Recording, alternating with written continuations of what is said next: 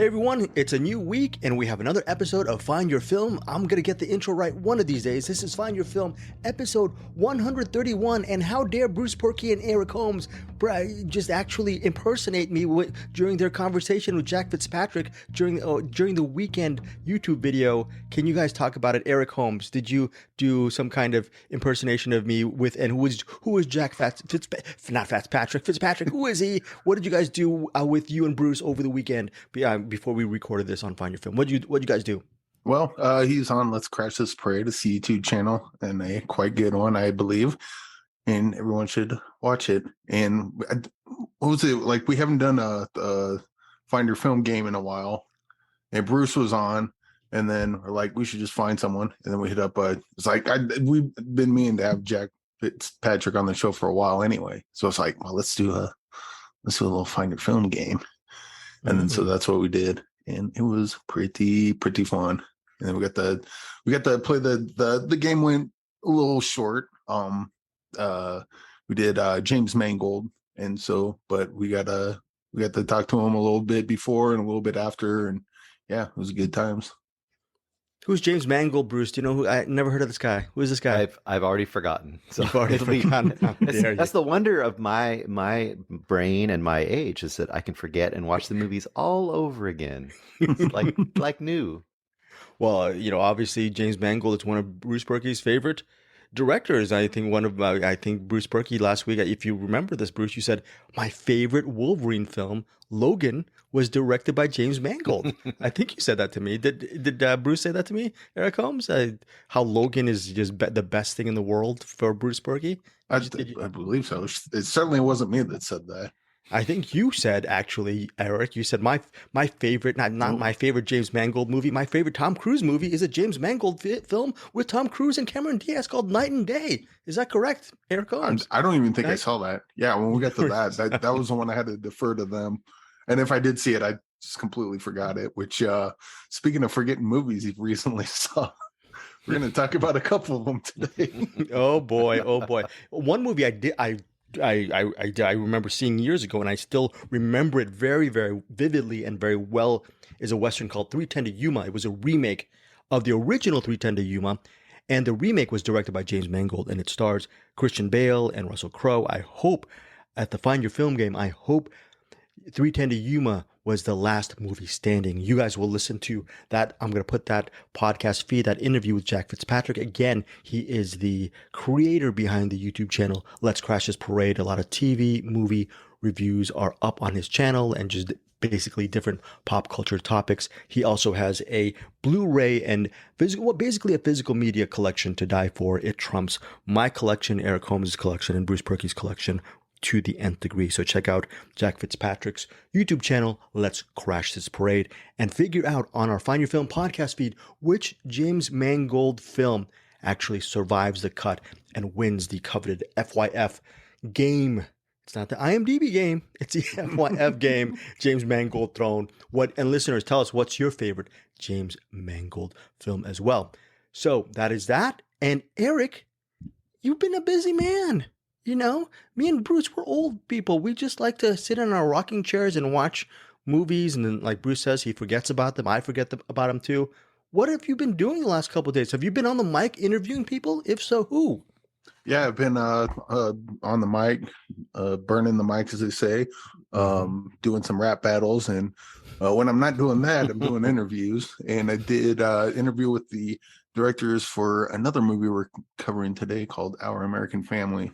And they're also producers of Writing with Fire, I Love My Dad, and Dinner in America. Dinner in America, yes. So yeah, I get to verbally fillet them, and that was nice. And we had some good discussion about addiction, and even had a interesting Martin Scorsese story at the very end by the publicist Emma, and so that was a nice little bonus. Yeah, it was good stuff. Emma, I am so sorry, Emma, the publicist. If you are listening to this, Gregor Scissorhands, cut your situation, cut your interview out. The whole thing about Martin Scorsese, I just left that. Bruce. Am I a horrible? Never mind. That's not there. That's not there. Bruce, am I a But Emma judicious is editor? great. Yeah, am I a judicious editor, or am I pretty horrible when you listen to the edits on your headphones? What do you say? What is Greg cutting out? I couldn't even tell. It's like butter, just beautifully smooth. Yes. Are you sure you cut that? Are you sure you cut that out? Because I cut it out, and that's an extra 2 minutes I just saved on that podcast. By the way, you can listen even to on the YouTube one, because I could have swore I heard it on the YouTube one. Oh, you did? You heard it on the YouTube one? I'm pretty sure I did. Okay, you're daring me? Okay, I'm going to go back to our YouTube channel. We have 2 YouTube channels, Deepest Dream and Cinematics. I'm going to go, folks, after recording this, and then we're also going to be recording Cinematics. We do our, Bruce and Eric, they join up with me on Cinematics to preview the first 2 weeks of every month. But after that, Eric Holmes, I'm going to go to our Deepest Dream YouTube channel, by the way, and I'm going to see if Emma is still on that Our American Family interview, because it should only be Eric Holmes, Sean King O'Grady, and Haley Adelman. Those are the 2 directors of Our American Family, and I'm going to cut Emma out. Yes, Eric Holmes, yes. So hurry up and go to the YouTube channel and watch that interview before Greg Scissorhands gets to it. I'm going to cut away. In fact, this podcast, Bruce and Eric work really hard every week to put as much material as we can on every podcast. I make sure I whittle it down to about 12 minutes. How do you feel about that, Bruce? It should be 12.69 minutes, I think. Yeah. 12.69 minutes.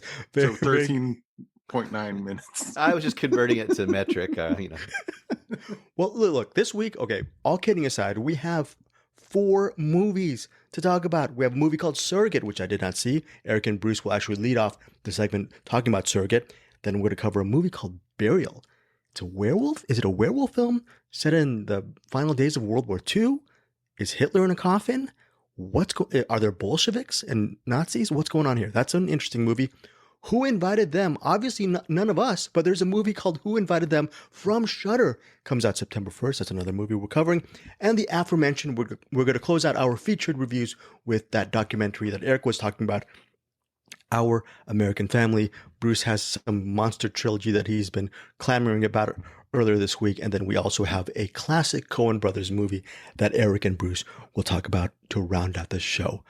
But first, let's get to a movie that I did not watch, so I can shut up for about a couple of minutes.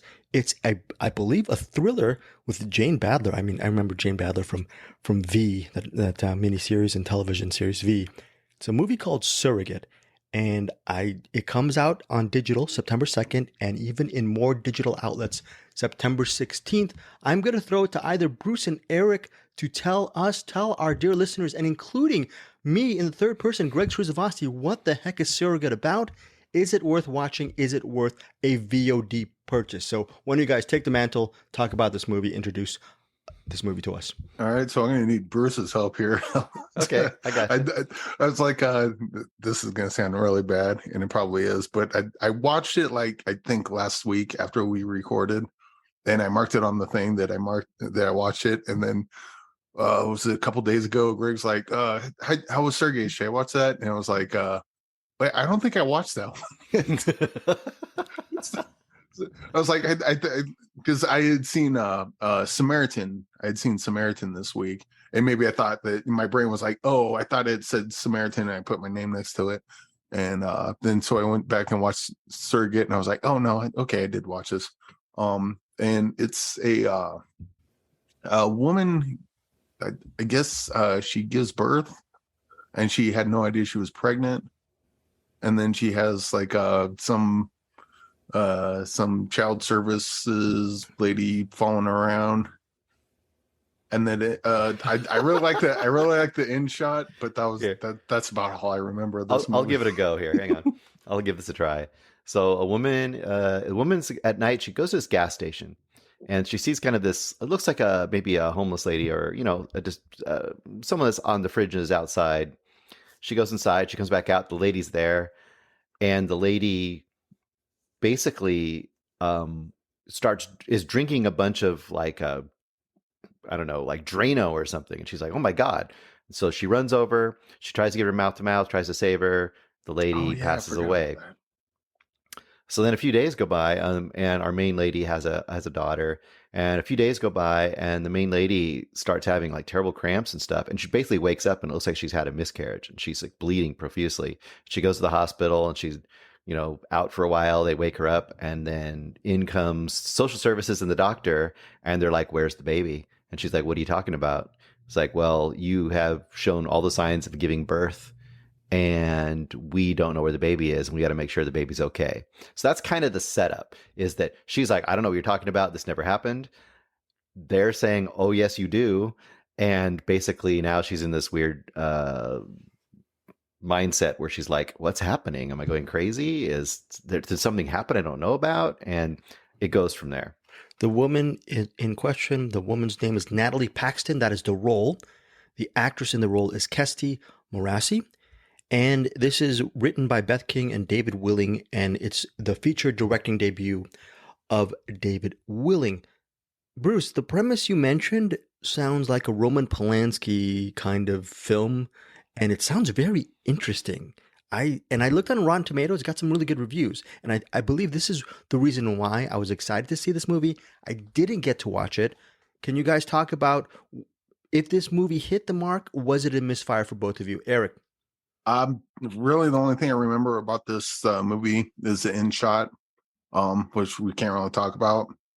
But as Bruce is talking about it, I'm kind of like, okay, yeah, I remember a little bit. This movie was incredibly forgettable to me. It was like, as Anderson says, in one eye out the other, to the point where you asked me about the movie and I thought I didn't see it.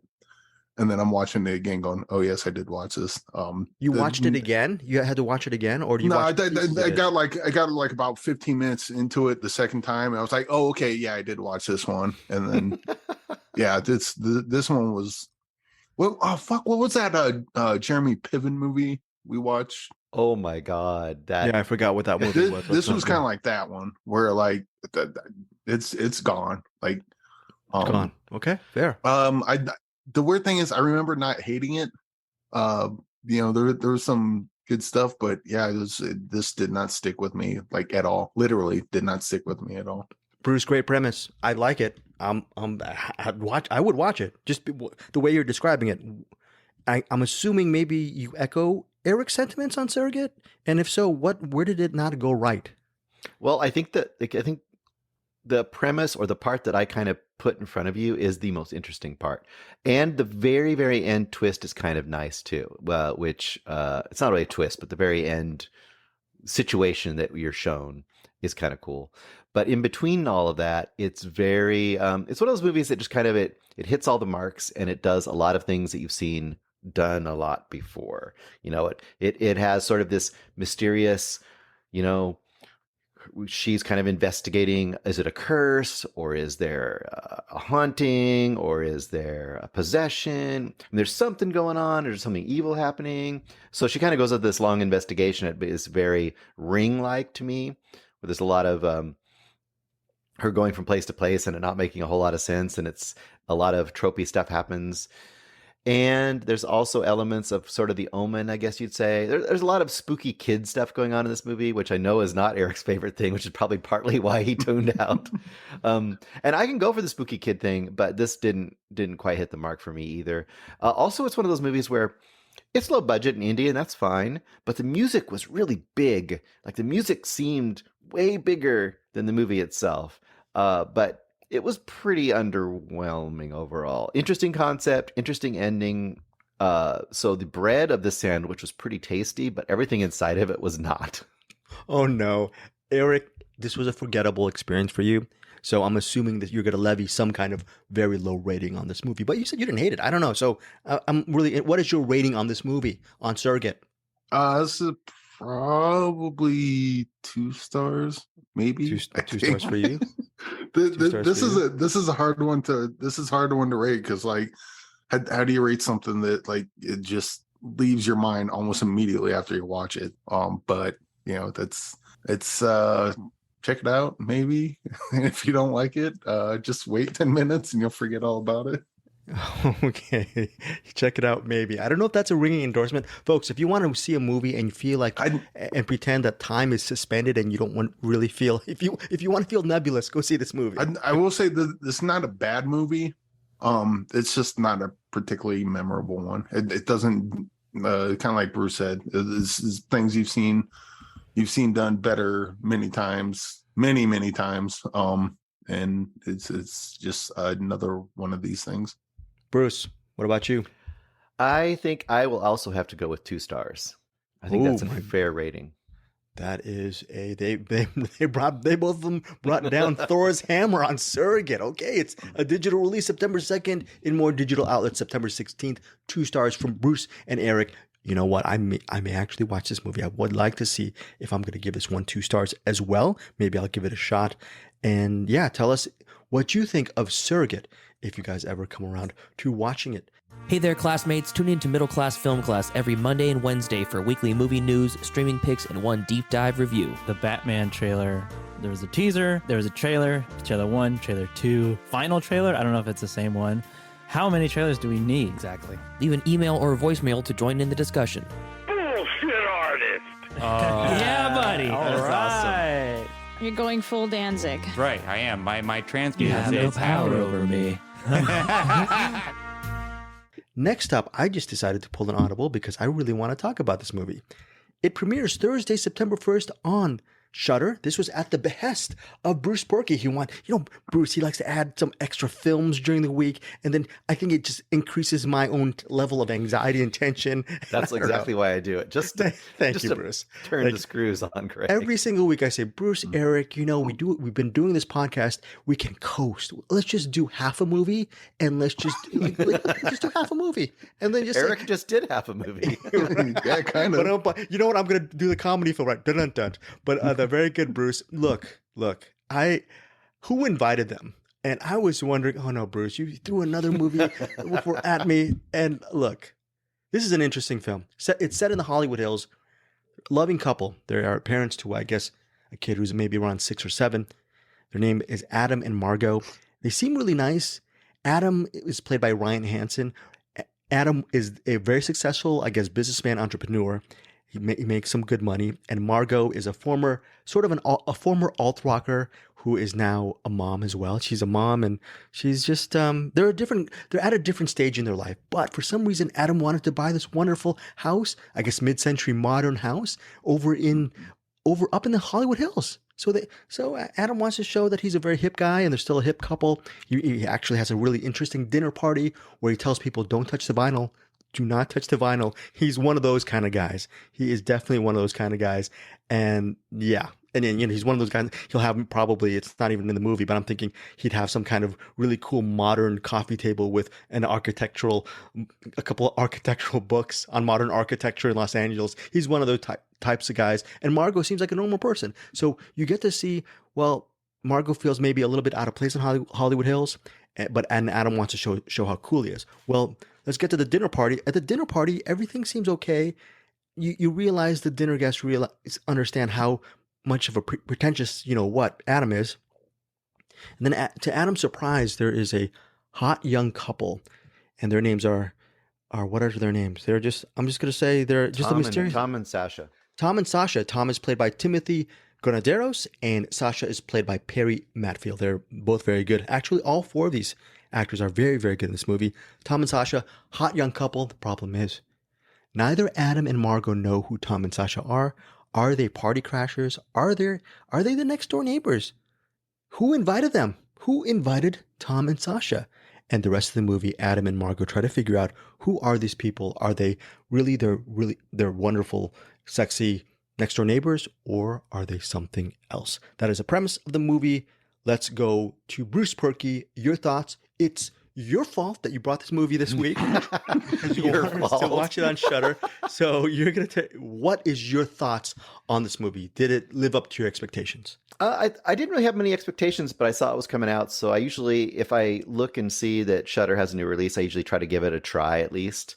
And it was an interesting enough concept, and I mostly had fun with this movie. I really quite enjoyed the four main characters and their interactions. I guess my thumbnail version of the pitch for this movie would be, it's kind of like Who's Afraid of Virginia Woolf, where if one of the couples was like sociopaths, and then that kind of gives you the flavor of this. There's a fair amount of humor, a lot of awkwardness. So if you are not a fan of like this kind of awkward interactions, then this is probably not for you.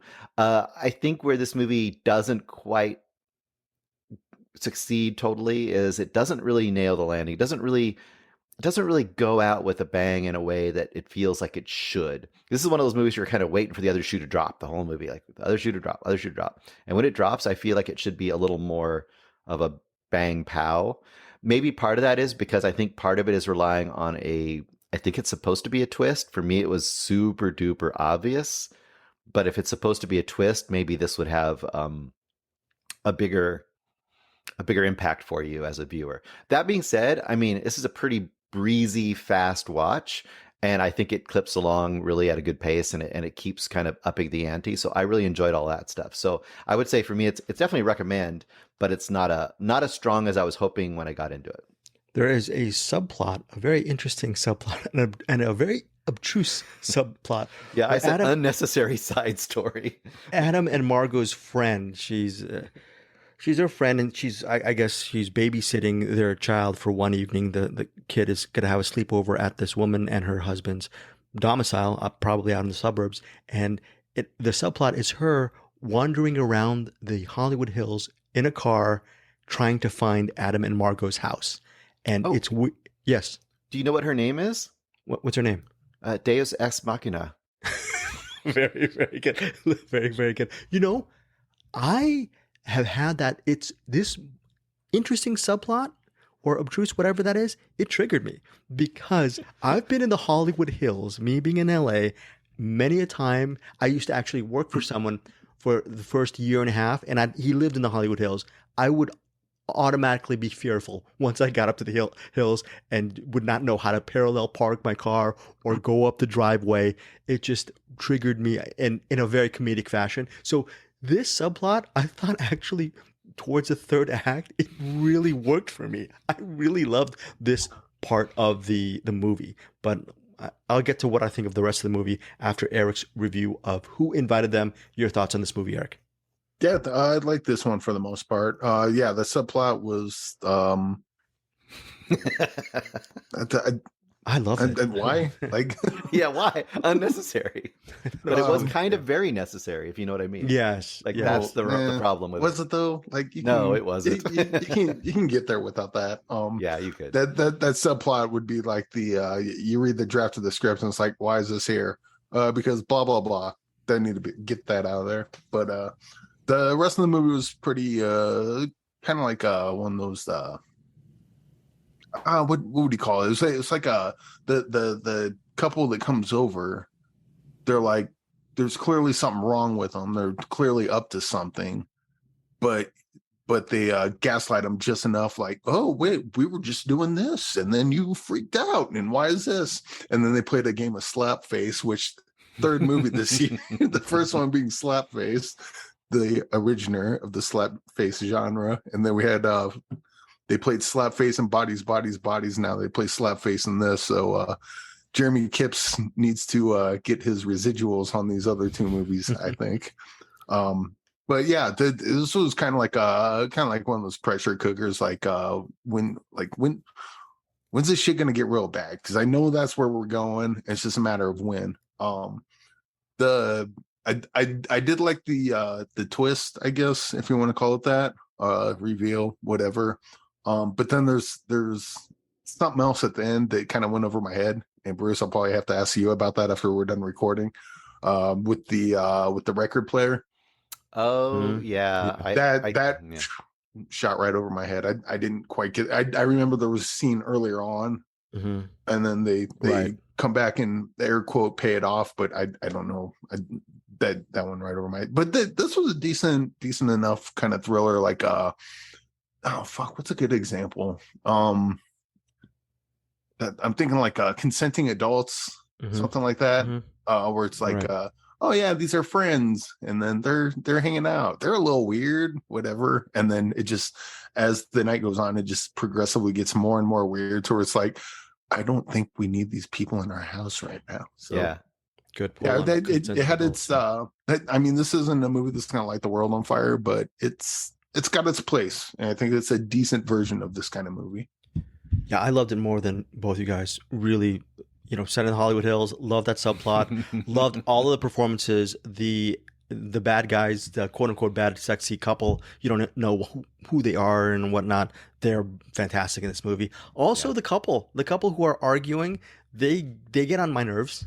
That's the job of that. That was their job to get on my nerves. Especially the Ryan Hansen character.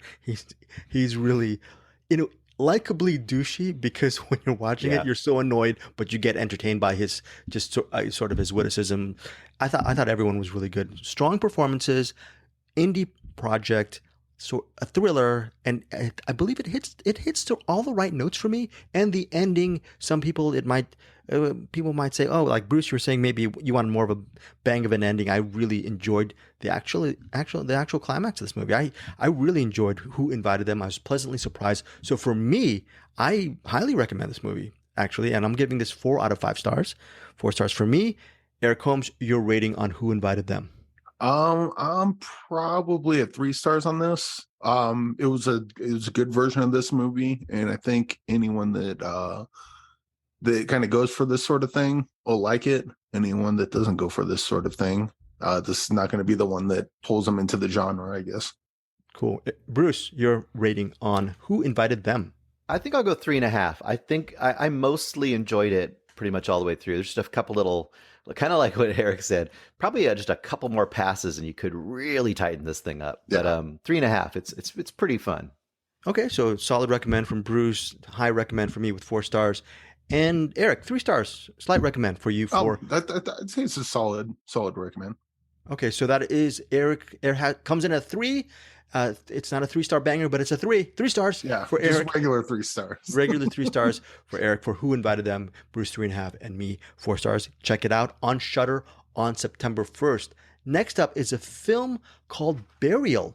It's in theaters and on demand September 2nd, and this is a very interesting movie. This is pretty much the closing days of World War II.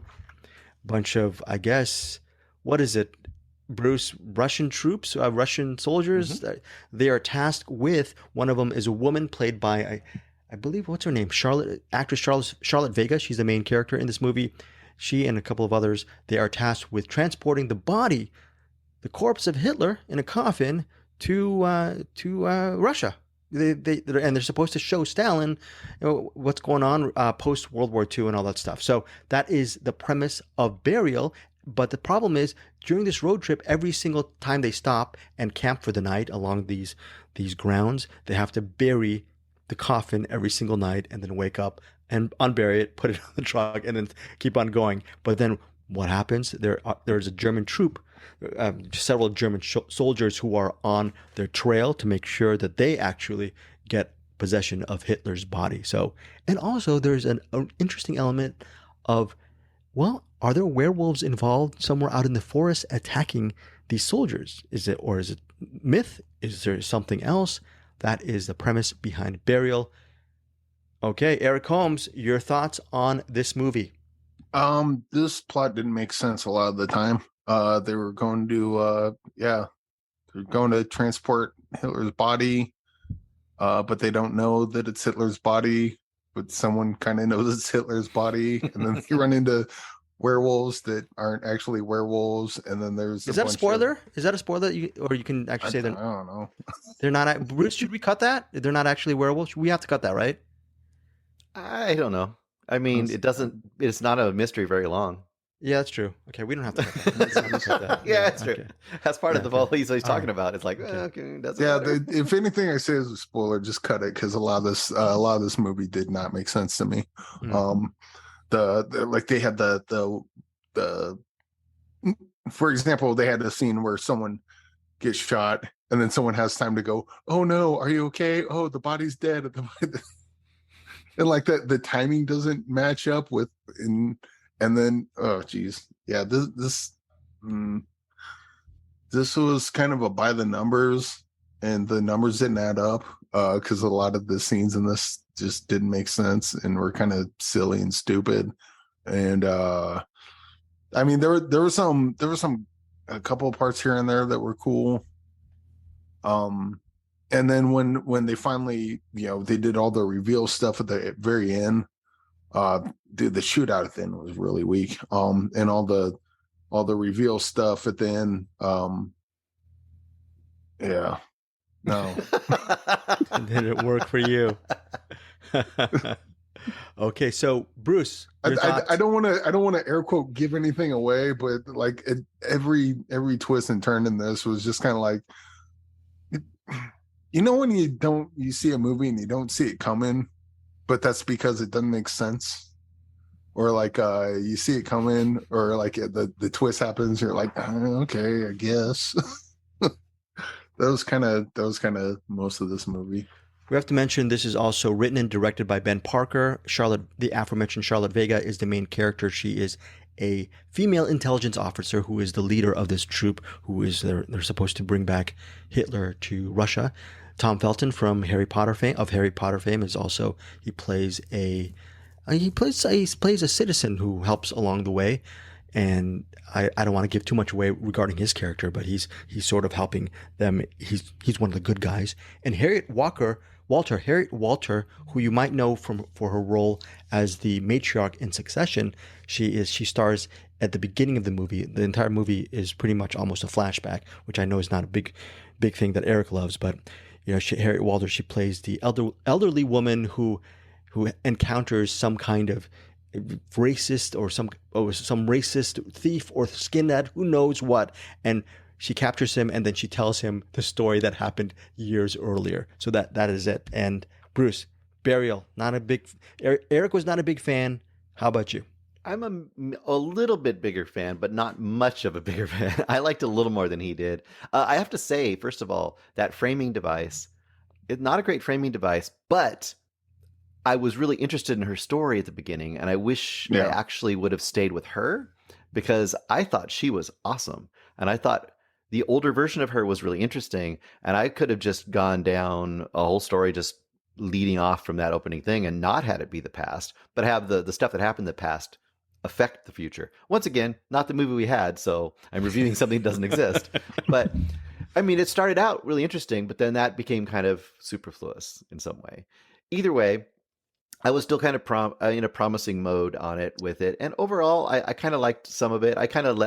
For some reason, I just wasn't very hard on this movie. I was just kind of going with the flow. The flow didn't make a lot of sense, as Eric says. He is absolutely correct about that. But I'm like, okay, we got Hitler in a box. We have to bury it. We got werewolves. We've got a bunch of Nazis and Russians and townspeople and people fighting and things catching on fire and bullets flashing, and I just kind of went with it, and overall kind of enjoyed it, but it definitely didn't make a major impact on me. It's just like, once again, what we just talked about with Surrogate, like all of the elements here could make a really cool and interesting period piece, but they're not really put together in a very super compelling way. Real quick, and we can cut this out if we need to. I don't think it's fair to sell this as a werewolf movie, a werewolf versus Nazi You're right. movie. Yeah. I mean, the quote werewolves were a real thing, though, which is the only thing this movie, I gave it credit just because it made me look it up. But I will agree with Bruce, though. To say something nice about this movie is I love the bookends of this.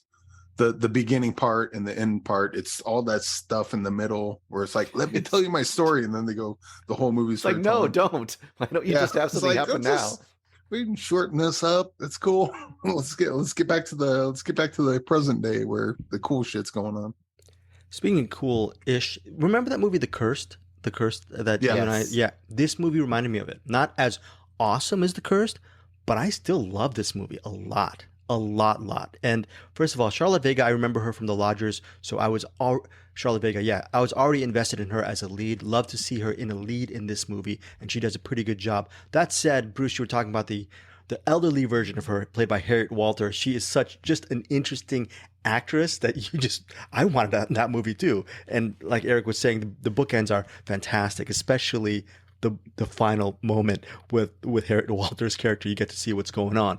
Yeah, there's all these werewolves or not. There's Hitler in a coffin.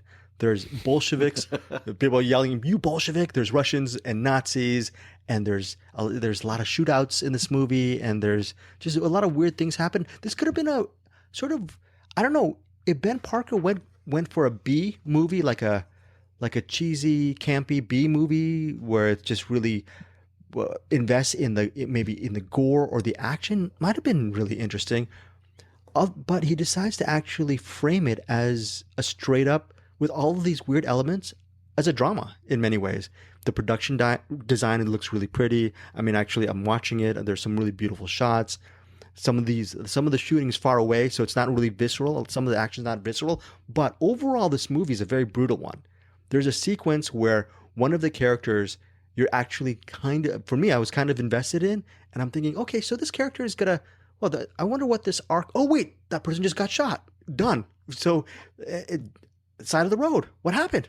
So I really loved how a lot of the characters in this movie really, they just get it, and they like literally get it. They die.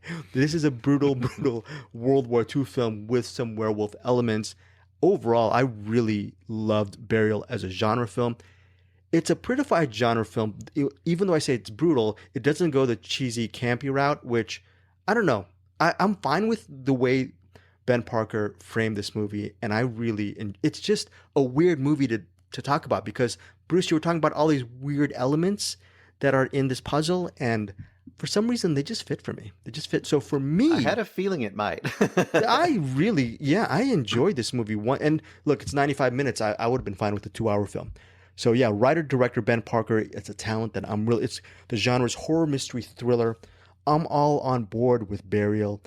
And are there any flaws? Maybe there might be a Charlotte Vega monologue towards the third act, which I said, okay, we didn't need this. Let's just stick to the action. But overall, I'm highly engaged. I was highly engaged with Burial. I'm giving this movie 4.5 out of 5 stars. Eric, your rating on Burial? For the bookends alone, probably 2.5. I would say watch the first, the first 10, 15 minutes or whatever. Put in Dog Soldiers, watch that, and then watch the last 5 or 10 minutes, and that's probably a better movie, I think. Okay, so Eric Holmes, you give it 2.5 stars. Bruce, what do you give it? Well, first of all, I'm going to do my alternate version of what Eric just said and give you another version of that. Watch the beginning part, like he said. Watch Overlord, and then watch the last part. But either way, I would give this 3 stars. I think it's a mild recommend. I thought it was pretty fun. Okay, cool. So that's 3 stars for Bruce, 2.5 stars for Eric, and 4.5 for me. In theaters and on demand September 2nd, right now as we speak. Rotten Tomatoes, 87% rating. Who knows, on Friday it might go down to 50%, or it might go, who knows what'll happen. 87% right now. So I'm hoping there will be people on board Burial, but Eric and Bruce will probably. Actually, Bruce, you gave it a little bit of a mild recommended 3, so yeah, that's not so bad. I didn't hate my time with it. I just wasn't like, Okay, so that is it. Our last feature is Our American Family, and I'm going to let you, Eric, spearhead this because you did the interviews. It's a documentary about a family in Philadelphia, but they're not your average family. Eric, tell us about what Our American Family, this documentary, is about. It's about it's just basically following a family that has addiction problems. Really everyone except for the stepdad kind of has some issues either presently or in the past, and we're mostly following the main woman, and who's currently trying to get off of heroin, I believe. I don't think did the youngest brother have addiction problems? I think so. Oh, really? Okay. I could be wrong, but from what I remember, they had at the very least tried it, but they never got in as I guess getting off of it was a little easier for them than it's been for her. Mm-hmm. Oh wait, you said yeah. The youngest son was talking about how it was frustrating for him to actually grow up in a family of addiction with his mother not being there for him, and then his older brother was addicted to drugs as well. I think I'm confusing that with the other brother, because he's the one that's been through it, and it's like, well, I got over it easy, and why can't you? So that's kind of some of the dynamic. Yeah, youngest brother and stepfather, they're the ones who are not addicts. Yeah, but the rest yeah. And so, but this kind of just follows him around for a bit, and just watches kind of how the family unit works together. Sometimes doesn't work together. And gets a bunch of different, like within the family itself, you get a bunch of different perspectives on addiction. With the daughter, she's having a really hard time getting off of it. The older brother, he got on it and got off it pretty easy. And it's like, well, I can do it. Why can't you do it? But I mean, the truth is that it works different for different people. Some people can party, and some people can't, and then some people never do it at all. Like the stepdad, like he didn't understand it all. He's like, I'm a mechanic. I'm used to fixing things. And I thought I could fix this. But he can't fix it. Like, as a mechanic, you can see what the problem is. Like, with addiction, it's a little more esoteric, I guess. And if you've never had an addiction or dealt with addiction, it's harder to know. It's harder to understand what the issue is. And I think this is an interesting look, and also sometimes a fun look, because the family, they're all charming. They have their times when they're fighting and really going head to head with each other. And then there's other times when they're hanging out and they're really sweet to each other. And it's like, oh, I'd like to have a barbecue with these guys or hang out with them. And so I thought this was a really loving documentary about them. And especially after speaking with the filmmakers, that was kind of their intent, was, because they're friends with them. Then you can listen to that interview if you like. But I thought this was a really thoughtful version of this type of documentary. And it wasn't the complete bummer. Because you figure documentary about addiction, oh fuck, we're in for it. But this is actually kind of fun to watch sometimes. Like, what's that Billie Eilish documentary? There was a little bit of that. Not that the Billie Eilish documentary had substance abuse, but you get to be in there with the family and live with them for a while. And they're charming enough people that I really enjoyed doing that. And it's one of those things, you watch it and it's like, I wish them well. I hope they get past this, and maybe they do, maybe they don't. They do, but yeah, this was a good one. You threw another spoiler. I'm gonna have to edit that, Eric. Okay, so our American Family, directed by Haley Adelman and Sean King O'Grady. Sean King O'Grady, you might know him because he's the director of this really interesting genre film. I don't remember if we liked. I remember liking it. Bruce and Eric, do you remember liking We Need to Do Something? Remember that Oh, you haven't seen it? No, I did not like it at all. I really did not like that movie. I really enjoyed. Sorry to say. I remember kind of digging that movie. It's it's a family and they're stuck in a bathroom, and that's the premise of the movie. Yeah, I like that claustrophobic space. You did not like it at all. Haley Adelman is the co-director along with Sean King O'Grady, and she's also a children's author. So for Our American Family, your thoughts, Bruce, on Our American Family? Well, I'm pretty similar to Eric on this. I think that its strengths are exactly what he brings up, which is this long-term access to this entire family. And I think that's something you do miss in a lot of these documentaries about or examinations of addiction. You don't always get the whole family kind of dynamic. You may get like talking head stuff from family members, but you don't really get to see the interaction. And they're with them, I think, for like a year or so, if I remember from the interview and from the movie itself. They're there for quite a while. So you really get to kind of see how they work, when they're working correctly together, or I guess healthily together, and when they're not working in such a healthy way, and when they're just absolutely on the outs with each other. All that stuff was really, really good. Now, the only thing that I guess the only negative for me in this movie is I wanted just a little more context. Now, I know we get told by family members and by Nicole herself. This is Nicole, right?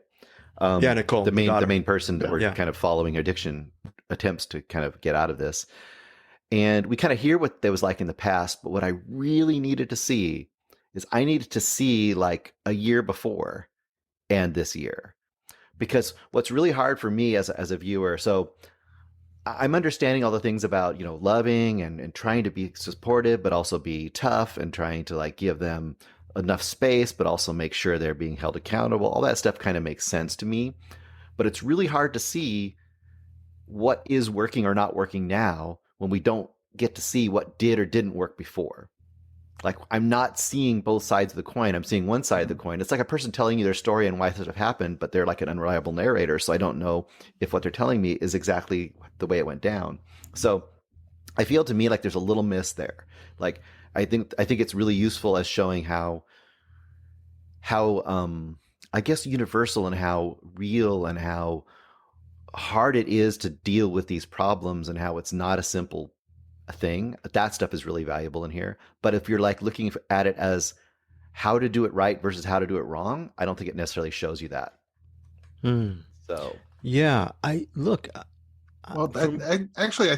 they did show how to do it wrong, because I think part of the whole point of the family, that I have my support system is that, if I have cancer, I don't need my support system to help me defeat my cancer. I need a doctor to help me defeat my cancer. Like, that's kind of I think where this does well, because you get to watch the family kind of fumble a bit trying to not so much keep her clean, but like the stuff that they come in, the arguments that they get in.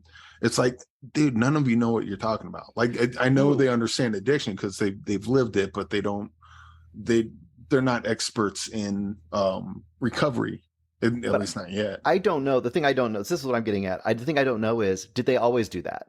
Has it changed? Are they doing something different this time? Okay. So I never got to see the first half. She's done this she's been in rehab 17 times or something. So obviously it's failed a ton of times. So what was the dynamic? How is she different or isn't she different? How are they different or aren't they different? Okay. Like, I want to see that process as a viewer as well. That's fair. And I feel like we're only seeing the one side of it. We're kind of having to infer what that process is, but and obviously it's individual for every person. Yeah. But I really wanted to see that. So that was to me, that was a one negative that I didn't get to see that. Right.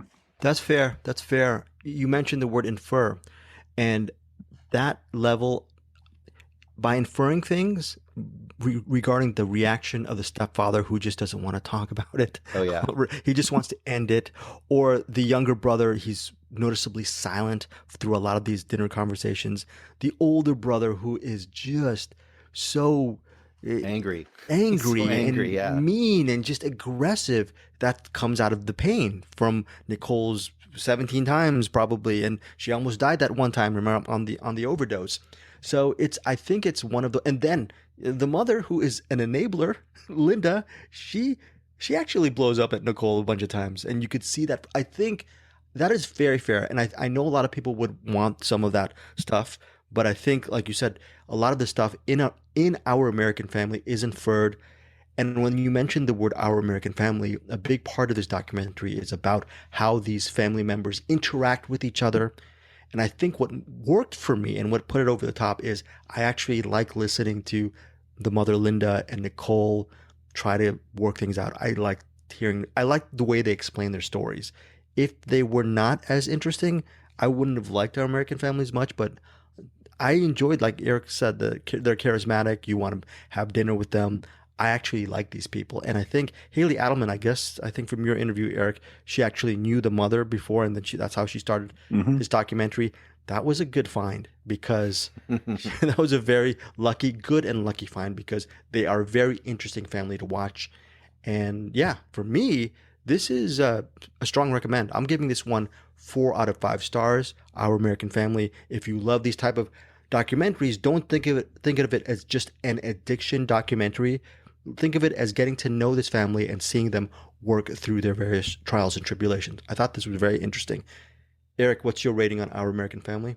I think I'm the same, and I would also, I guess, kind of to Bruce's point, I think this would work really good is because there's plenty of documentaries and movies about addiction, and the stuff that didn't happen in this one, they happen in other plenty of other documentaries and movies about addiction. This is would be a good companion to those, because this one's more about the family and more about the love and the trying to more hopeful than these type of movies get. And so I think it would be a good companion for those, because this is a little different than the thousands of other documentaries of the same type that you might see. Okay. So 4 stars for me, 4 stars for Eric. Bruce, your rating on Our American Family. I'm still only a half star behind. I'm 3.5 stars, so I'm still pretty much right there with you guys. This, I would also say, would be a great nomination for 10 years down the road. Yeah. Even if they're all doing great, Yes. I want to see another documentary, because I would love to see. So then that way, this would be the movie that I wanted first, and that second one would be the next one. In other words, if they get 10 years down the road and everyone's doing awesome, they're going to have so much perspective and so much to give to us that I think that would be extremely valuable. I'd co-sign that, and I totally watch it. I'm wondering, Eric, if you actually did see We Need to Do Something and you forgot about it. So that's something that maybe I don't know. Yeah, because we actually didn't we review it together on Find Your Film? We didn't. No, we didn't. We didn't. No. How did we do that? Did we do it on Movie Mainline? Because I think you saw it and did a quick little mini review in the episode, but we never saw it. Oh my goodness. Okay, very good, Bruce. I've interviewed Sean King O'Grady before for We Need to Do Something, and I really enjoyed the movie. I guess Bruce didn't, and no. Eric, maybe one of these days, you interviewed him. I'll check it out soon. I'm a fan of both of them, so okay, I'll certainly give it a shot. Okay, give that a shot. But listeners, viewers, before you give anything a shot, before you give We Need to Do Something a shot, or maybe you look up Haley Adelman's children's book stuff on her Instagram or wherever you can find that, check out Our American Family in New York and LA on Friday, September 2nd. In New York, it's going to be at Village Cinema. In LA, it's going to be at the Lamley, Santa Monica. But most importantly, on September 6th, Our American Family, a documentary that both me and Eric gave 4 stars and Bruce gave 3.5 stars. It will be available again on VOD, Video on Demand, September 6th. That wraps up our featured reviews for this week. What's up, list nerds? Force 5 is a show about movie-related top 5 lists, hosted by me, Blacklist screenwriter and ex-video store cinephile Jason Kleberg. I have a new guest on each week, and the guest gets to pick the topic. Past guests have included film directors, screenwriters, actors, critics, comedians, rappers, artists, and other podcasters. Love or hate our picks, you're guaranteed to walk away thinking, what would be on my list? Search Force 5 wherever you get your pods, or head to force5podcast.com. Bruce, for some weird reason, I'm looking on this recommend and it says Yokai Monsters Trilogy, and I have no idea what this is. I think he's just trying to make up names, just like I'm trying to make up plot points for Burial. Bruce, what is Yokai Monsters Trilogy? You even put it on a Find Your Frame for our Cinematics Facebook group. Oh, that is a horrific picture of someone with a hat and looks like a beak. I don't know what that is. No, it's probably a yokai monster. Okay, Bruce, what is this? Tell us about this. Well, this is this trilogy of really weird monster movies. And actually, I think they've made a few more movies since then, but this is considered like the core trilogy. 2 of the movies were made in 1968. One was made in 1969. I don't think I have the right director for the one, but my favorite of the 3 is Spook Warfare. The names of the movies are 100 Monsters, that's the first one, Spook Warfare, and then Along with Ghosts. And these are just a really odd type of horror movie that occurred in the late 60s in Japan. And this is the same filmmakers that were somewhat responsible for the Damaijin trilogy as well, which I don't remember, that was this giant kind of statue that would come to life and take revenge on the evil people. Well, this movie is all about these monsters or spirits that live in the forest and all around, and if there's a bad thing that happens and you're cursed, they're going to come out and be part of it. And these are really, the tone on these are really weird and goofy and fun. And there's just all these actually, practical weird monsters. So for example, my favorite is like I said, is the middle one, Yokai, is Spook Warfare. It starts out, giant statue. These guys are robbing a crypt underneath this giant statue. They unleash like this demon vampire thing that ends up going to Japan, bites a lord, like a vampire would, and then the lord basically becomes this demon thing. And then very quickly, a frog spirit, like a humanoid frog spirit, comes out of their pond next Bruce, to their are you just house. talking right now? What are you doing? And from there, it gets weirder and weirder. So here's just a few of the monsters in this. So it's like Labyrinth meets the Muppets meets the Evil Dead if it took place in 1960s Japan. Sounds like and Alienoid meets another Alienoid. But it's also all in feudal Japan, too. This is all in like the time of the samurai and stuff, too. Okay. So here's a few of the monsters you'll see in Spook Warfare. You see our little frog guy. You have a woman who looks like the kind of the average, that kind of standard spooky long black haired woman in Japan, but her head extends out and becomes like a really long neck, and it will like go out and like wrap around people and stuff, like a snake. She's one of them. You have another one that looks like a little kid, but he has like a rock for a head.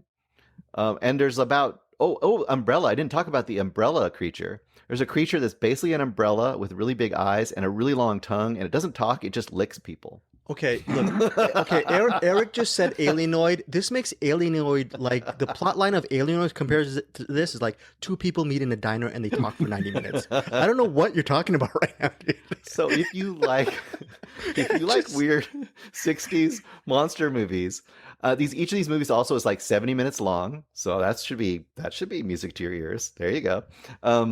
These movies are so goofy and weird. The middle one, like I said, the Spook Warfare, is the most monstery, but they all have some incredibly weird and fun moments. Oh, I didn't talk about the lady who has like a normal face in the front, but on the back, a really giant nosed.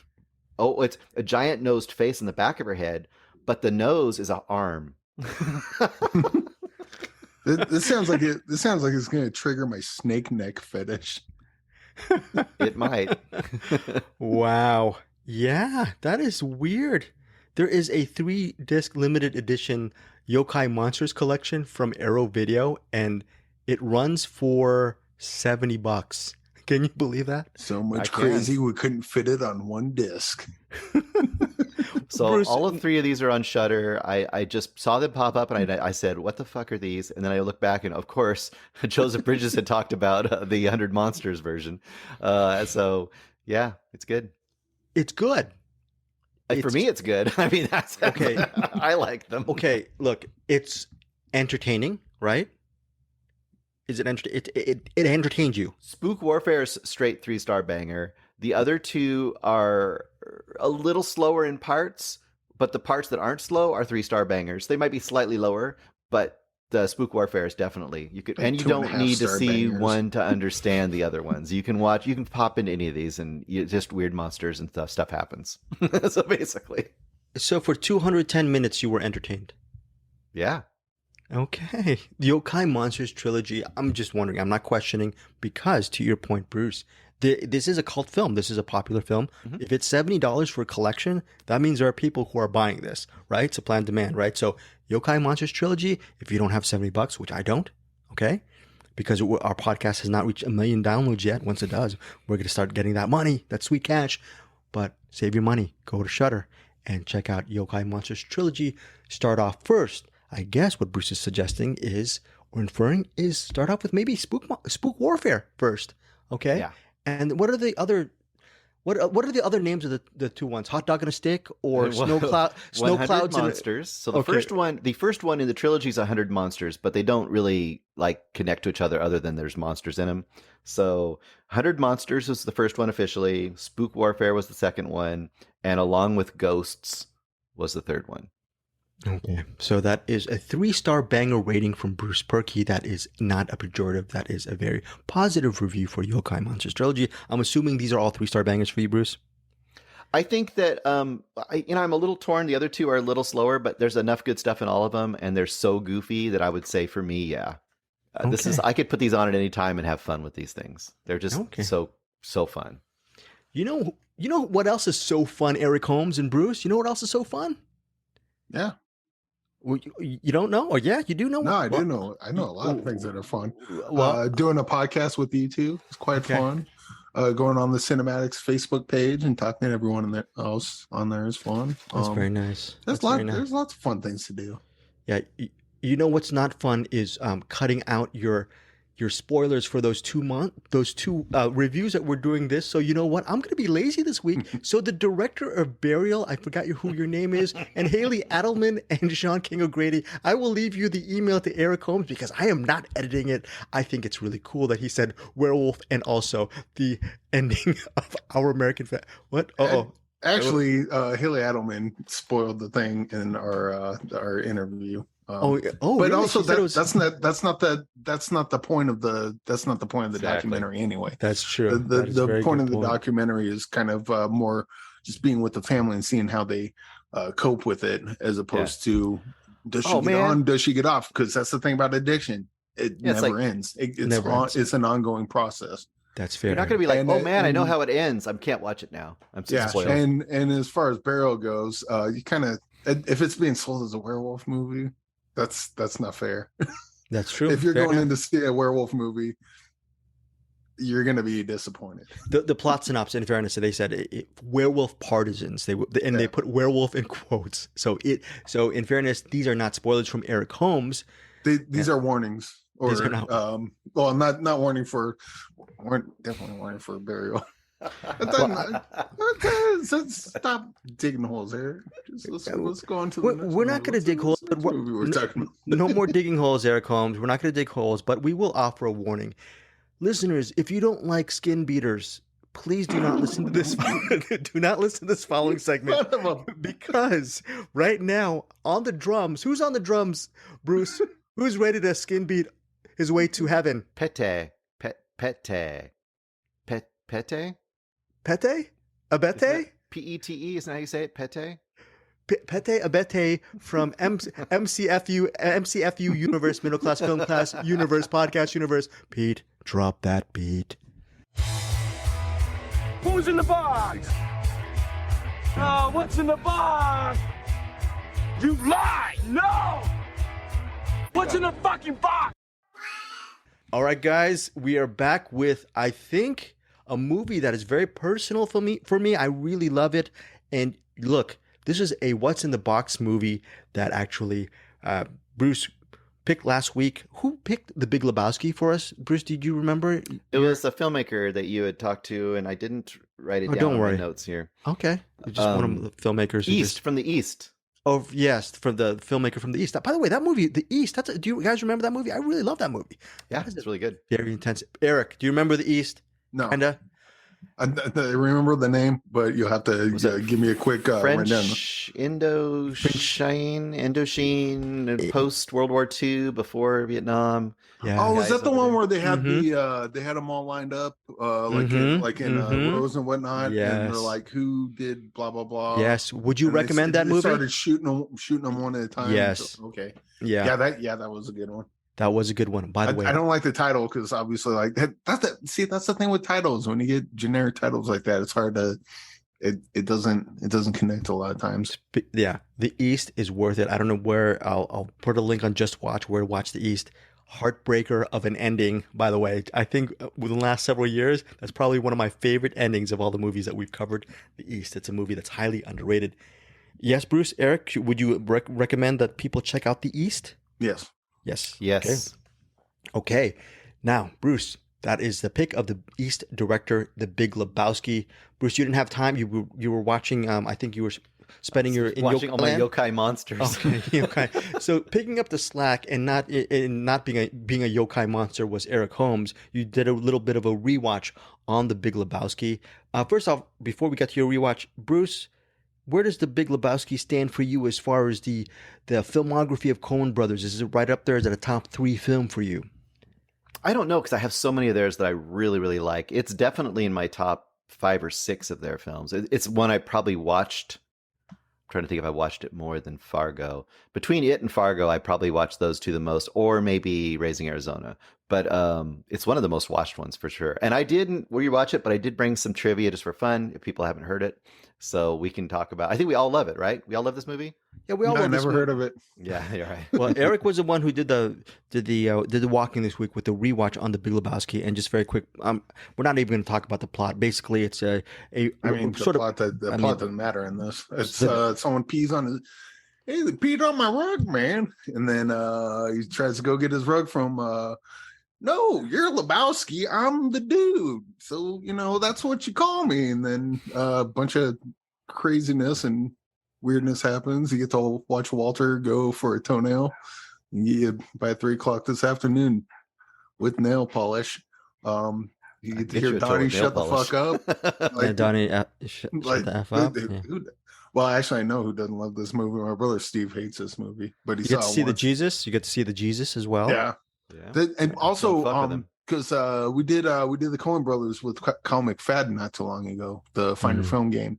Yeah. And of course we get through this movie, and like many Coen Brothers movies, I think there are some people that don't like the Big Lebowski, and I get it. But anytime I hear that someone doesn't like Big Lebowski, my first thought is, oh, you haven't seen it enough times. That's just the first thing, which is probably not fair, but I think this movie like just keeps paying off the more and more you watch it, because this is just a fucking stone cold classic. And yeah, what can you say about Lebowski? I'll tell you one thing you can say about it is if you have not seen The Big Lebowski and if you're a fan of film noir and comedy, this is a perfect blend of comedy and film noir, because there's a lot of Raymond Chandler-esque touches within this sort of and it's what's interesting is, I guess, what happened back in the 70s. What is the Long Goodbye? That was a sort of a version of Raymond Chandler. This was the Coen brothers' version of a Raymond Chandler novel. But instead of Elliot Gould as some kind of PI, you have the dude as a de facto PI trying to figure out, like Eric was saying, what happened to my rug. Who knows? There's also some interesting, what sort of Busby Berkeley-esque dance sequences. So pretty much it's the Coen brothers letting their imagination run riot throughout this entire movie, plus with some of their best dialogue. I think this for me is a top 3 as far as dialogue goes. My personal favorite is The Man Who Wasn't There, just because the aforementioned film noir, and I'm a bit of an existentialist at certain times. I love that movie so much. But The Big Lebowski is if you have not seen this movie, this is especially if you're a fan of Jeff Bridges. And it also plays up to the trope of who Jeff Bridges is.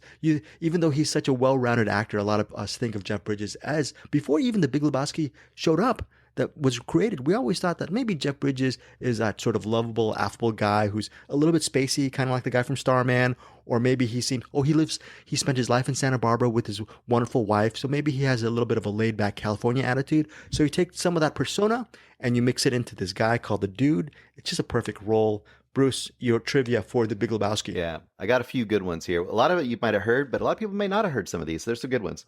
So apparently every time before they would shoot a scene, Jeff Bridges would go like, okay, did the dudes burn one before he came here, or did he not burn one?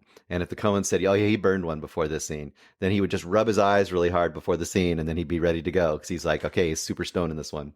The dude says man 147 times. He says fuck over 200 times, and they say, what? Shut the fuck up, Donnie, 5 times. Wow. Of course, it's very famous for the TV dub is notorious for this movie, where they, instead of just bleeping out stuff, they would creatively dub everything. The most famous version of that is like, is this how you fuck a stranger in the ass? It's like, this is what happens when you find a stranger in the Alps. That's what they put in there. So a lot of fun. The dude post dates at the very beginning. He's writing a check. And if you notice, he writes a check for 9/11, 1991. But if you watch what's going on in the news, the actual date of that first scene when he writes that check is August 5th.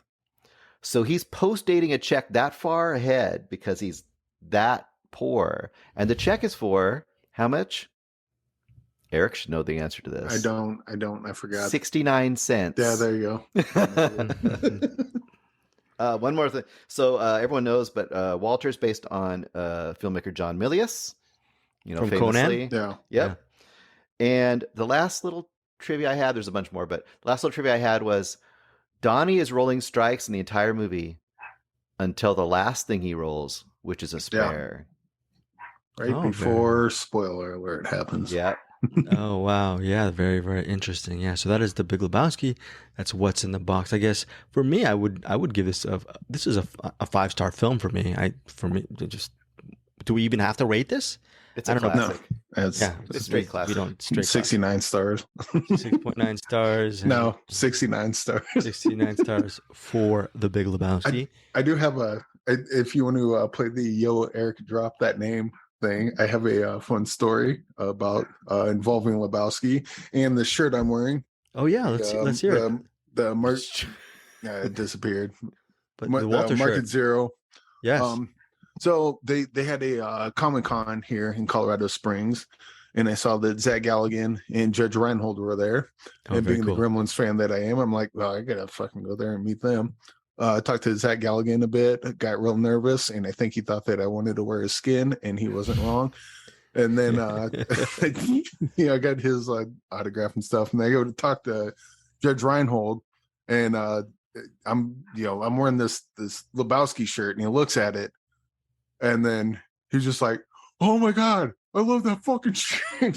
So me and Judge Reinhold got to bond over Big Lebowski for a couple minutes, and that was quite fun until we started talking about Roadhouse 66, which watch that one too because it's pretty good. But so if you ever meet Judge Reinhold, ask him about Big Lebowski, and he'll talk your ear off about it.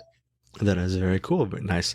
I believe I think I did the press junket for the Big Lebowski way back in the day, but I used to live in Culver City, which was near a lot of locations of the Big Lebowski, obviously the rug and where the dude lived over in Venice, and I obviously love Pasadena, where Lebowski is, and all that stuff like that. Very, very interesting. I love how it looks at different parts of Los Angeles as well. It's a really cool film. What else can you say? But that is it for our. Before we go, do we have a thing in the box for next week? Also next week, remember Samuel Fuller, the big red one. That's going to be our director spotlight. My choice, Samuel Fuller, and I'm going to have some trivia. Excited dog. Yes. What's in the box, Bruce? Yes. What's in the bleeping box? I'm looking. Well, what's in the box? Speaking of excited dog, I don't know if you can hear him. Well, he's not barking out. Which shows he was going nuts. The dog's fine. I'm going to see if I can find, and if I can find it, I will watch the 1970 movie by Otakar Vavra called Witch Hammer. Witch Hammer? Who chose that?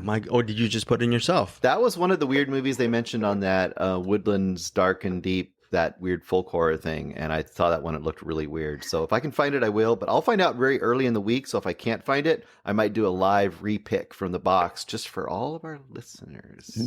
Okay. Thank you guys for listening to us on Find Your Film. Before we go, Eric, you have any thoughts? Any Judge Reinhold, any more anecdotes? Not about Judge Reinhold. I wish I did though. That guy's pretty sweet. But yeah, I got nothing. Check out Our American Family. Maybe I mean, lots of people know people with addiction. Lots of people have addiction. Maybe you're listening to this, and I think it could help people. Maybe give some people some perspective, and it's good stuff. Burial surrogates. Maybe not. Burial, maybe not. Maybe you should bury burial, as Eric would say. Well, how about you, Bruce, before we go? My final words, I have a feeling Eric's going to be able to finish it for me, but I'm just going to say... That's what she said, yeah? Sorry. Yeah? Oh God, we're fucking 12 years old. I think we're done. All right, we're done. We'll see you next week here on Find Your Film. Stupid me.